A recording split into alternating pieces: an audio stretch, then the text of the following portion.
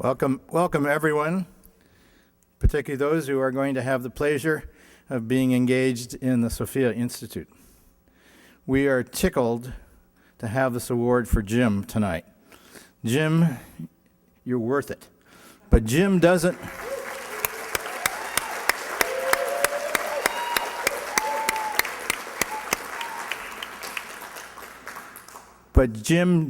look for awards. So as Brian said earlier, I think Brian had something to do with this, we snuck up on him. Jim has a heart and a mind that are expansive on a continuing basis. When I come into an organization, I often look to see who the real pastor is. I've been in Protestant, Catholic, Muslim. It's always amazing to me who the real pastor is. The Ecumenical Institute in Switzerland, run by the World Council of Churches and the University of Geneva, it was the accountant was the pastor. Because all the ministers went to him for money problems. But along the way, he was the pastor. And Jim won't like me saying it, but I think I know who is the pastor. We can have more than one, fortunately. But Jim, I want to thank you. This is an honor not only for you, it's an honor for Sophia and for the years of continuous, expansive education. And it's an honor for the university as well. So you have my warmest congratulations, and we are glad that all of you can be here and enjoy this celebration. Thank you.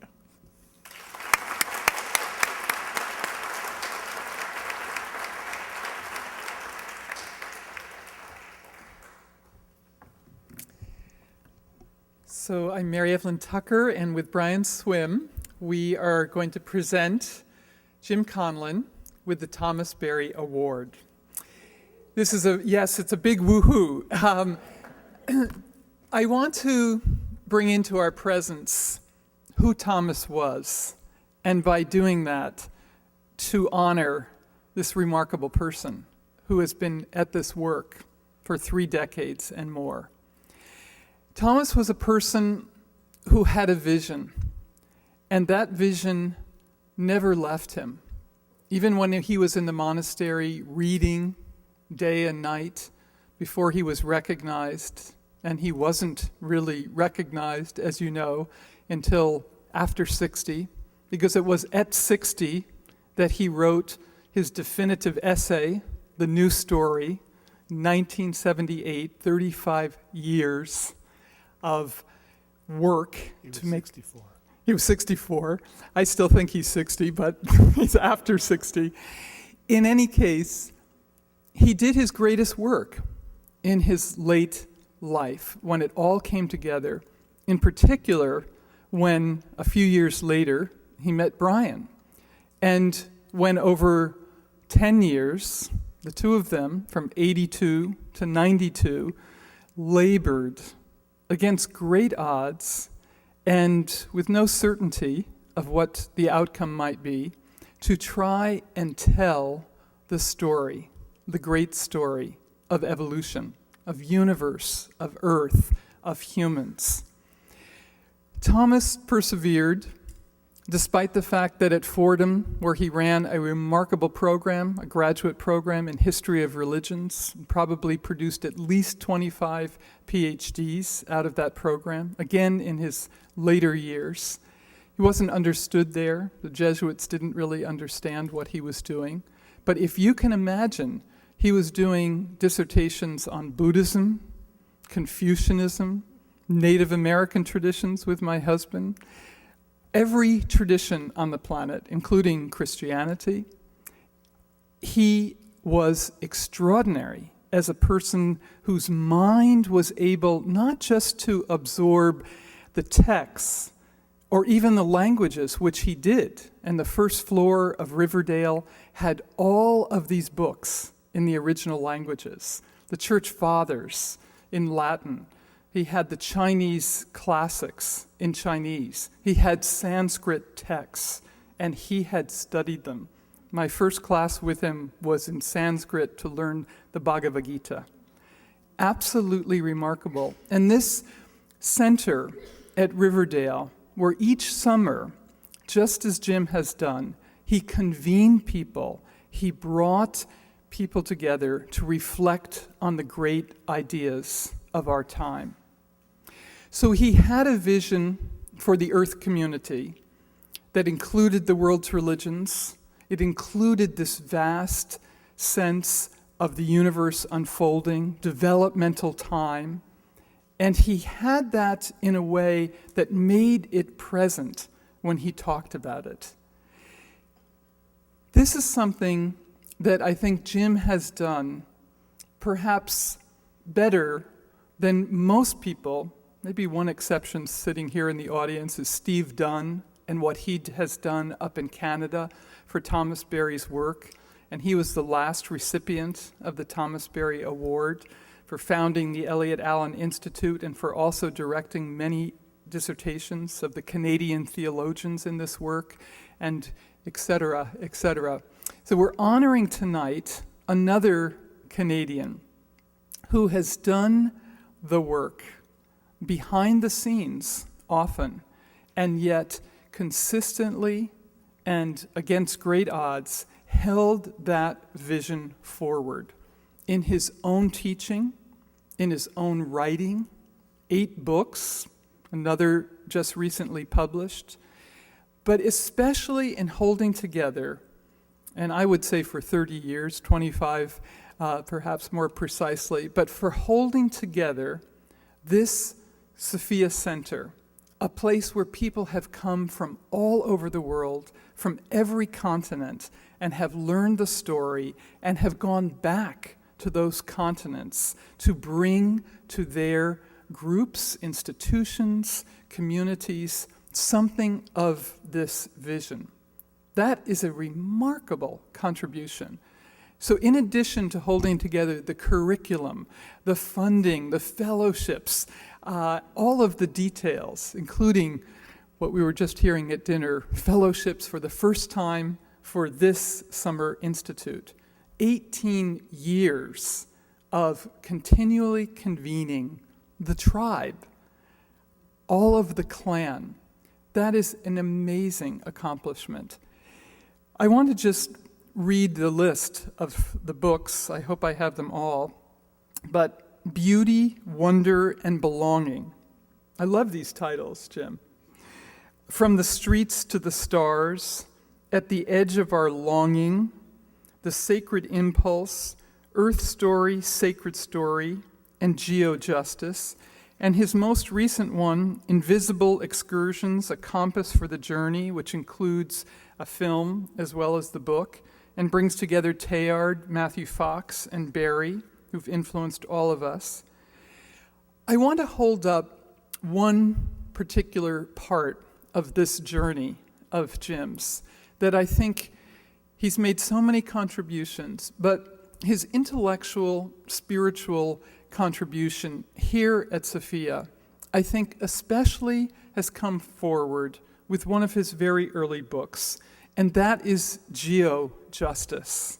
Because perhaps more than anyone else in this movement, apart from Drew and Carl Anthony and Belvey and a number of other people here with us tonight, have held this tremendous sensibility that the geology of Earth, the universe itself, as Barbara Holmes in her remarkable book also reminds us, is the context for solidarity, for creating a new and beloved community. That is a contribution that we would not be here celebrating Barbara Holmes's work and others if it wasn't for what Jim has done. And that conference several years back on cosmology and race was a breakthrough moment. And it comes out of his early work with Saul Alinsky and many, many others. So Jim, for all the things you have done, the teaching, the writing, the lecturing, holding the details, creating community, most particularly, I want to honor, and especially honor those you've encouraged, as I say, who are with us tonight, the sense that Geo-Justice is at the heart of this work in so many special ways. We thank you from the bottom of our hearts.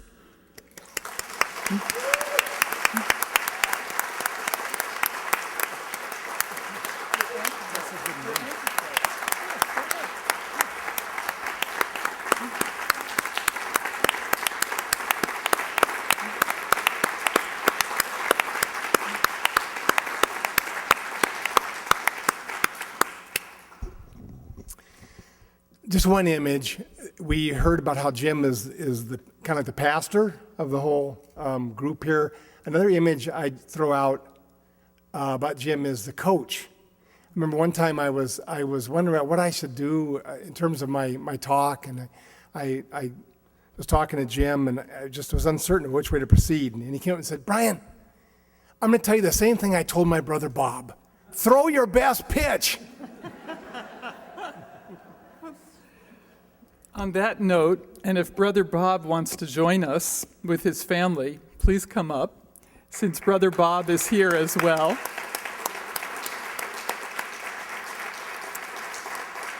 And the president as well, and his niece and sister-in-law. And yes, Maria, that's what I said. This is a special moment, and we do want family to be here, and we're so thrilled that Bob could be here with his wife and his niece and daughter. Sorry. Jim's niece. Jim's niece. Jim's niece. Yes. So, Jim, please come forward. On behalf of the Thomas Berry Foundation and the spirit of Thomas and the legacy of the great work, we present you with the Thomas Berry Award.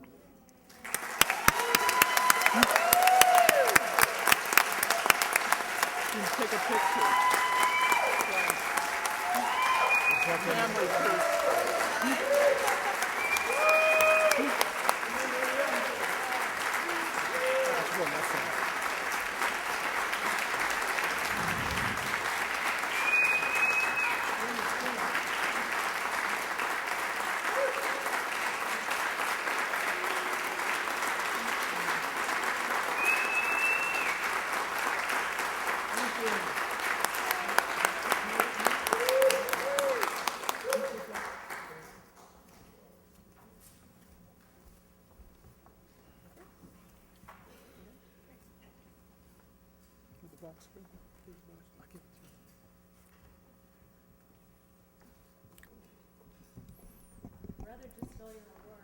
I know.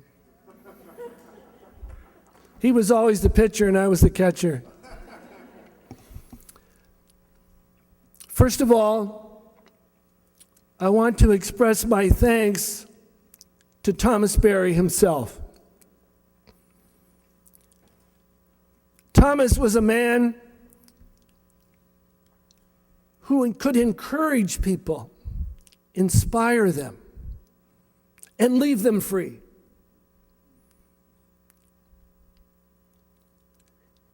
I remember one time in North Carolina during his latter months of life, I said, "Thomas, what is your legacy?" He said, "I think I have a pretty good comprehensive understanding of things." Do you agree? I also want to thank Mary Evelyn and Brian tonight. Thomas is with us today because for hours and years, Mary Evelyn labored to bring his unpublished work to us. John was involved in that, to some extent Brian, but Mary Evelyn did the work. And all of his latter publishing was accomplished. I remember the story she told in Evening Thoughts. She and Thomas were going for lunch after working on their book for a while. And Thomas saw some lady going down the hall in a wheelchair. So he tossed the cane to Mary Evelyn and started to push this woman to the dining room. Mary Evelyn said later, "Thomas has been pushing a lot of us home for a very long time. And I'd like to consider that maybe I've been one of those in that wheelchair as well."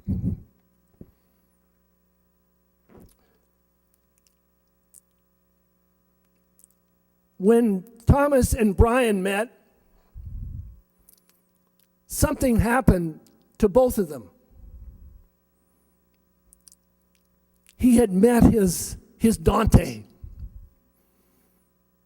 And after 10 years of a conversation and friendship, they published what is now the most comprehensive published work, The Universe Story.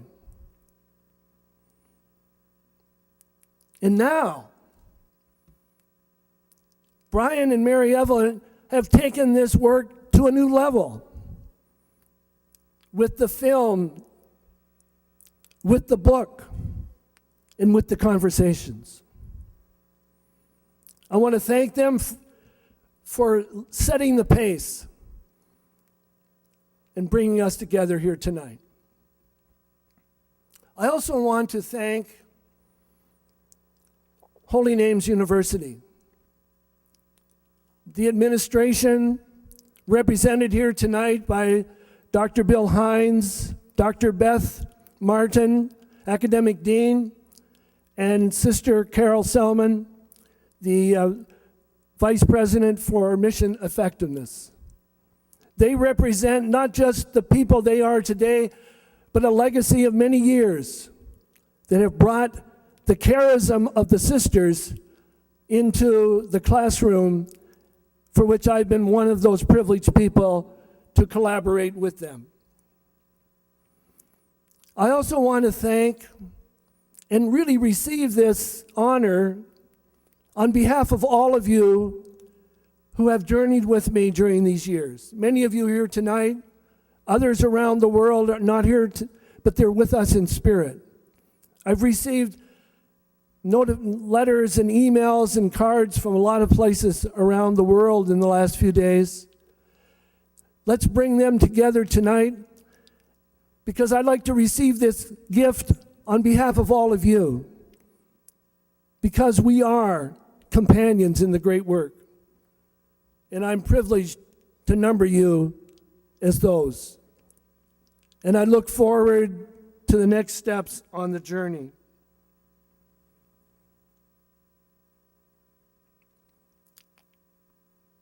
I guess I'll quote Meister Eckhart. If the only prayer you can ever say is thank you, that will suffice. So I just want to again say thank you very, very much, Brian and Mary Evelyn, for initiating this. For those of you who are here tonight, for our administration, my faculty friends who are here tonight, and those of you who have been in the classroom and in the trenches over the years. Thanks again. It's truly a great honor. I appreciate it.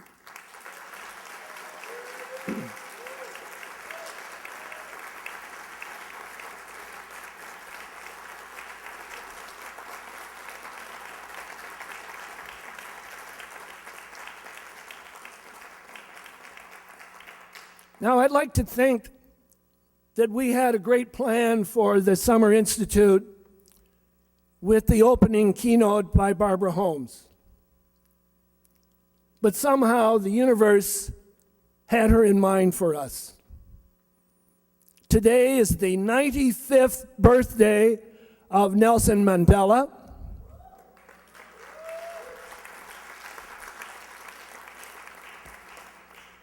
The movie Fruitvale Station, which recounts the shooting of Oscar Grant at the Fruitvale Station here in the BART system by a BART policeman, is just breaking news and probably will be an Oscar. Let's make it an Oscar for Grant. To say nothing of the fact that our country is now awash in the aftermath of what we consider to be an unjust acquittal.